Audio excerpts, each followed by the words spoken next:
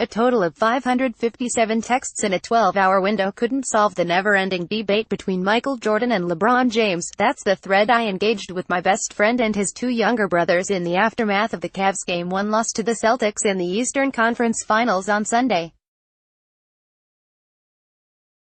When the trailer fired up for the 10-part Netflix and ESPN series The Last Dance, which will chronicle the Bulls' 1990s run to 6 NBA championships, the texts started again.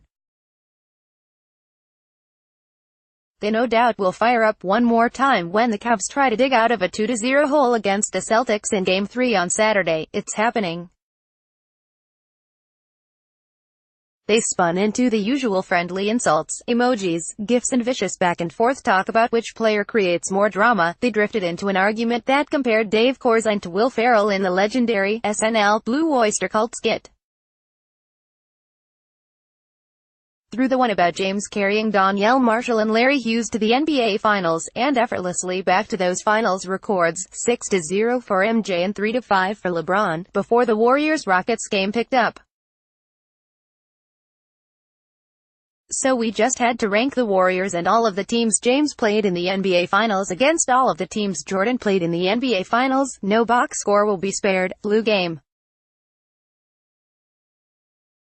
The decision. Down 3-1. No Game 7. We're 557 texts in and no closer to a resolution. It might be old and tired, but it's not going away, so we'll pick this up tomorrow.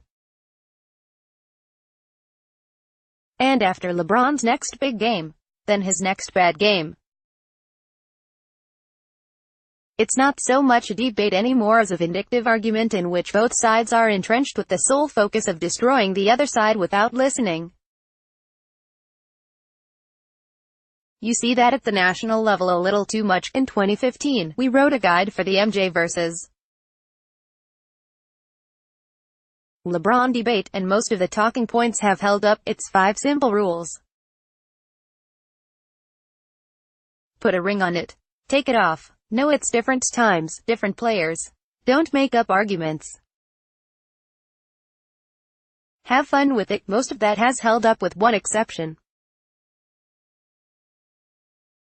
That have fun part has been destroyed, especially on social media. Now the move is to nitpick Jordan's legacy, which has been reduced to just 6 championships, and those championships somehow don't matter as much because of the competition in the 1990s. That's a poor strategy. There is no point in trying to tear down what Jordan did because it's over. It's not just the 6 championships and 6 NBA Finals MVPs. It's the slam dunk contests, the 5 MVP awards, the worldwide impact with the 1992 Dream Team, and of course, the shoes. You remember that commercial? No player has had a bigger impact on boosting the game's popularity than MJ. The Bulls were invincible through those 6 NBA Finals runs, and Jordan, who just wanted to kick your ass on both sides of the court, was leading the charge. When you try to devalue that, just know you're barking at a micro-generation born between 1977 and 1983, between Generation X and Millennials, one that's been dubbed Xennial, whatever the hell that is, and you're going to get some blowback. I'm in that group. We grew up with a sports Mount Rushmore that had Jordan, Wayne Gretzky, Joe Montana and Barry Bonds. We wish we could put Bo Jackson on there, too. We're the ones that grew up waiting for that NBA on NBC theme before the big weekend matchups. We're the ones who watched Jordan prevent a third of that dream team, John Stockton, Karl Malone, Charles Barkley and Patrick Ewing, from winning championship by beating them in the NBA playoffs. We're the ones that didn't get Bo for long enough, had to put an asterisk next to Bonds and replaced Montana with Tom Brady after the 5th Super Bowl. There is nobody even close to Gretzky, but James is the first real threat to supplant Jordan. That threat is real. James is the most impressive blend of speed, power, skill and athleticism I've ever seen on a basketball court.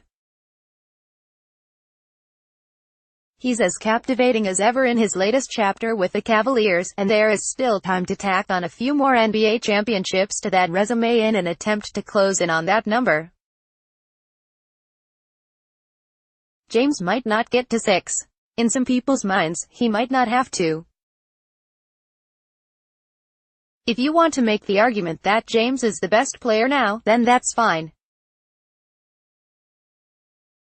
Then there's no need to tweet or text after a buzzer beater against the Pacers or a blowout loss to the Celtics. It's already done, right? Maybe let James's accomplishments speak for themselves and enjoy him while he's still around. When it's over, then you can take inventory and make the Jordan comparisons once and for all.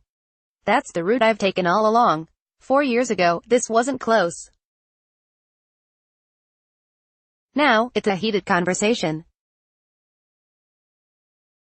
If James keeps going to the NBA Finals and adds a ring or two, then the debate will change again. That's all fair. The best advice? Leave MJ alone in the meantime. It's okay to look back on that legacy and remember the aura of invincibility that accompanied those Bulls teams. If you want to say Jordan was a hyper-competitive, obsessive bully who punched Steve Kerr in the face, that's your choice. We chose to see Jordan as the kid who was cut from his high school team even if he really wasn't, and evolved into the most ferocious competitor ever, the one who never lost in the NBA Finals. We knew he wanted to be like.